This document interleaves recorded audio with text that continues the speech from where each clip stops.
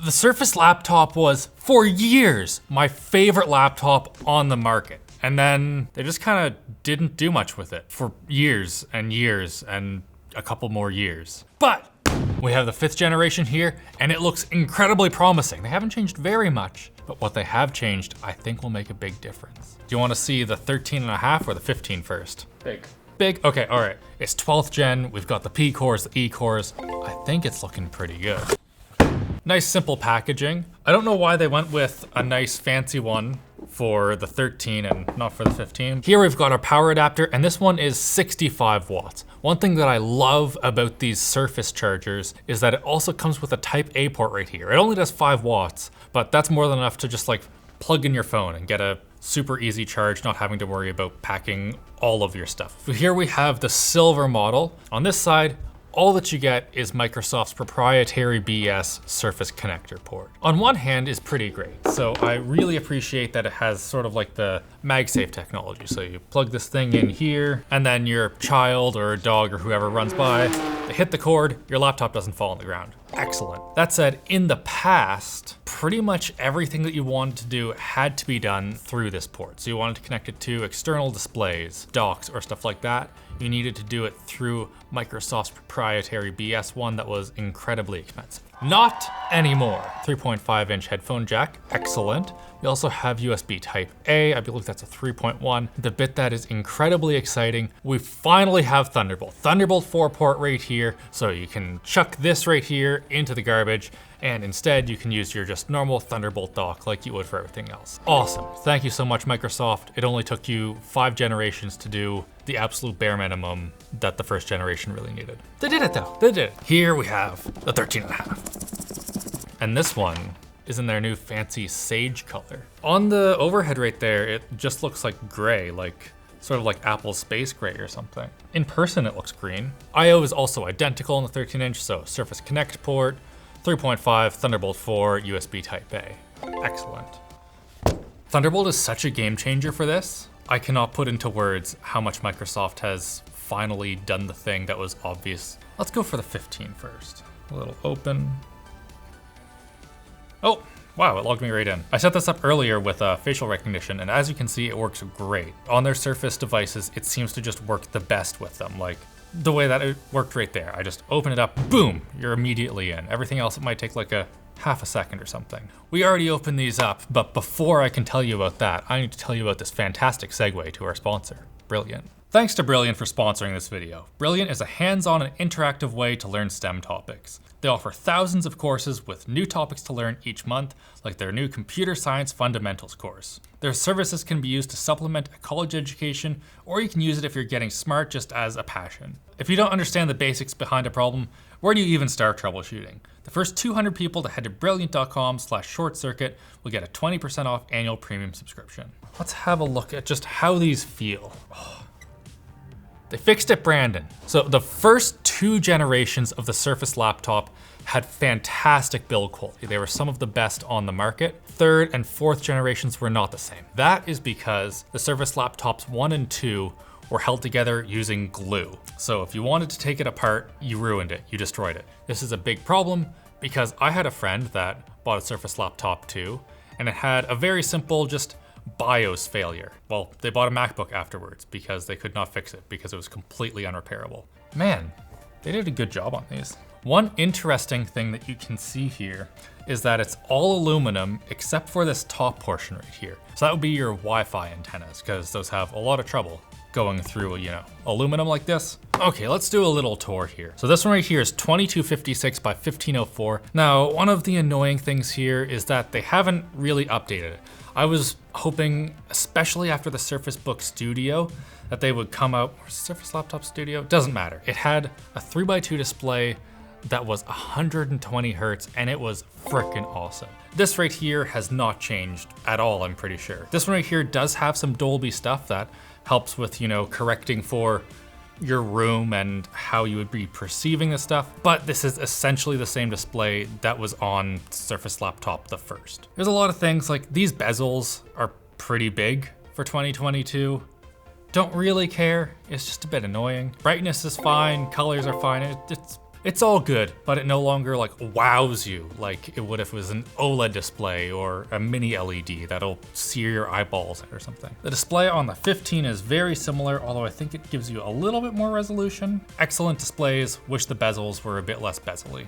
Microsoft has some of the best touch screens available. Just the way that you're able to move around on it works great. Actually, now that I think about it, everything that you interact with on these laptops is just fantastic. The trackpad, excellent. That said, these days, like the one on the 13.5, excellent. I'm pretty sure they just reused the hardware on the 15, which is kind of disappointing. This could definitely be larger. Like I have a 14-inch MacBook here. As you can see, it's very possible to fit a larger trackpad. I'm guessing that Microsoft just doesn't do the kind of volume of the 15-inch Surface laptop to justify making a whole new SKU for this. Also fantastic, the keyboard. Across the board on their Surface devices, Microsoft does an excellent job with the keyboard, and it is no exception here. The Surface laptop has always had a fantastic keyboard, although the 3 and the 4 weren't quite as good. Going back to that whole, when they switched to having repairability, the chassis wasn't quite as stiff. The chassis stiffness is a huge factor of how good your keys feel. How good your key switches are does not matter at all if it's gonna be in a squishy chassis. This right here, they stiffen it up for the number 5, and once again, this is among the best on the market. It's a little bit softer, so there's like a lot of travel. It's really nice and soft. It's also super quiet. I'll just give you a little listen. You probably can't even hear it. Someone's walking up the stairs and that's way louder. For comparison,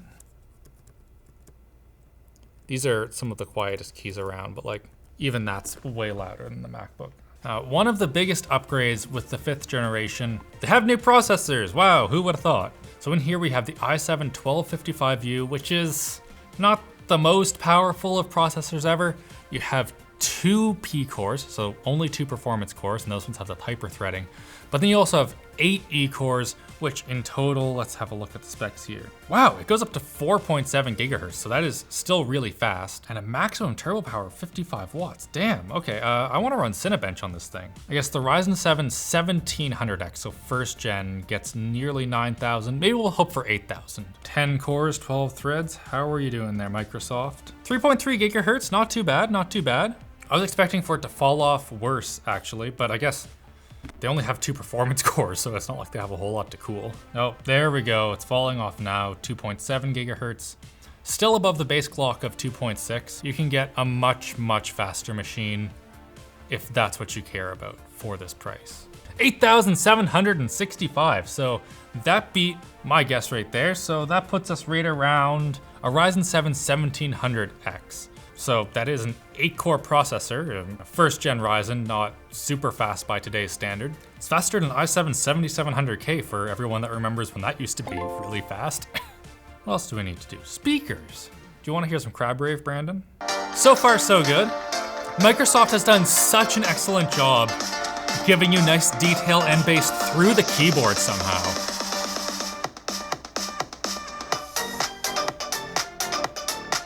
Not bad, not bad. Switch it up for the MacBook Pro.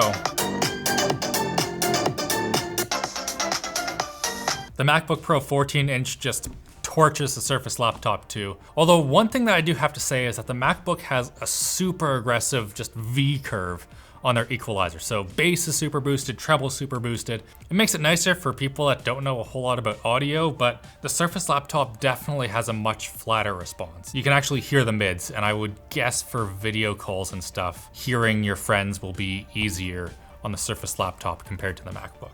I guess somewhat surprisingly, but also not all that surprisingly, these 2 displays look nearly identical. That's kind of surprising because Microsoft advertises 400 nits peak brightness for this, and I think Apple advertises 1600 or something stupid like that, when in practice, they don't deliver that to your eyeballs ever, really. Unsurprisingly, 2 color accurate displays beside each other, both just looks like color accurate displays. Who would have thought? Good job, Microsoft. Interestingly, the 15-inch does have a stronger processor. So here we have the i7-1265U. 1265U has a 100 megahertz higher boost clock than the 55U. Both of them have 16 gigabytes of RAM, 5200 megahertz, which means these are not going to be upgradable. 500 gigabyte SSD from SK Hynix, and Intel Iris Xe graphics. Let's give those a little try. I don't have very high hopes for the gaming performance of this, but at the same time, it's not a gaming laptop. So if we're able to do 1080p-ish low in Valheim, I will be happy. This is way better than I expected, honestly. We're currently running at 60 frames per second.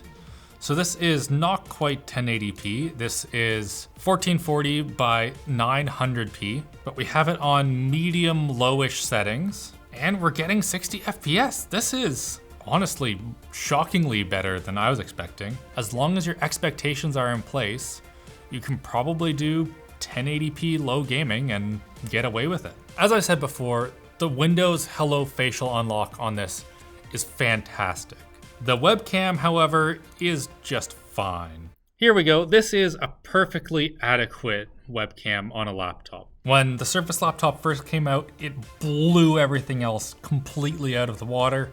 And much like everything else with this laptop, it now is fine to kinda bad. But yeah, this is pretty soft compared to 1080p that you can get on lots of other laptops now. So if you wanna do video conferencing and stuff, this is okay. Let's take it apart. Shut up, train. We're gonna take apart the 15-inch because I don't like it as much, and I'm very, very curious if there's just a bunch of space on the inside that's not being used by anything. So first of all, thank you, Microsoft, for allowing us to get inside of the Surface laptops since the 3rd gen. Huge improvement over just being glued together. That said, this is a pretty way to do it. We have to remove these rubber feet right here to access the screws. And when you do that, these rubber feet, they might go back on, but even if they do, they're gonna fall off sometime pretty soon. This is one of those weird laptops where it comes apart top. There we go. Haha. When this pops out, you have to be incredibly careful about the little ribbon cable. You can see maybe right there, yeah. If you screw up that ribbon cable, your trackpad and keyboard no longer work. Be careful. This looks very much like the internals of a 13-inch laptop in a 15-inch laptop. That said, this little heat shield right here is pretty fun. I was kind of concerned when I was using the 13-inch in Valheim there that my fingers would be getting a bit toasty. Actual heat sinkage is anemic at best. Have a single heat pipe just right here. That's not a whole lot of cooling. Also in the 15-inch, they without a doubt could have fit a larger battery. Like we just have holes here, bunch of empty space. And the battery itself is only 45.8 watt hours. That's, they advertise 17 hours for this guy and 18 for the 13.5. You're gonna be lucky to get 8. And that said, you're gonna be lucky to get anything because of Windows Modern Standby. It's actually fucking terrible. Microsoft, I've complained about this to everyone for the past year because Windows Modern Standby is the worst thing you have done in years, and that is saying something. You're losing Windows diehard people here to Mac because it's so bad. Anyway, the Surface Laptop 5 is fantastic, and I do really like this. Microsoft has changed just a couple things, specifically Thunderbolt 4. Actually, that's like the only thing that they did, but that's all they had to do for like the past 5 generations. It has a fantastic display, it's nice and light, 3x2, love it. I do wish that this had Alcantara. That is an option still, but I just like how smooth and soft the Alcantara is. Keyboard's great, trackpad's great, screen's great, touch screen, you don't get that on a Mac. It starts at $1,000, which don't buy that one. 8 gigabytes of RAM, 256 gigabyte SSD. For that price, get something with 16 gigabytes of RAM, or buy something that's on sale. The first one that I would recommend is $1,500. That's kind of rough. So that gets you an i5, 16 gigabytes of RAM, and a 512 gigabyte SSD. As tested, this one right here is $1,700, and that is pretty steep. Like the Surface laptops have always been pretty steep. It's a premium device. It feels really good. I can understand it. It slots in between the MacBook Pro 13-inch and the 14-inch, which makes sense. 13.5-inch right here. I really like it. Just fix your stupid battery life. Anyway, if you like this video, hit like, get subscribed, and just have a fantastic day. See you later.